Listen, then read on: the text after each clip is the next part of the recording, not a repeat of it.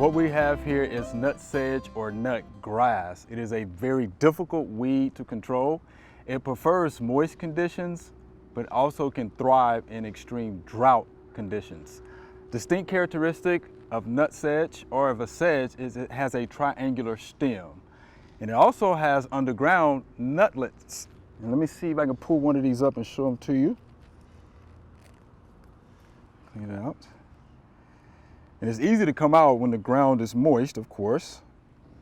There's one, actually, that I just pulled off. I don't know if you can see it that well.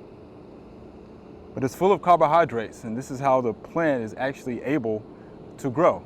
So if you want to control this in your vegetable garden, be very careful. Make sure when you pull it up, you get all of this plant, because if not, if you leave those nutlets in the ground, they will reproduce. There is a chemical that you can use. The homeowners can purchase it.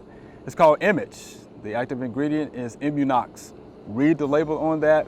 Again, do be careful because this is growing in a vegetable garden.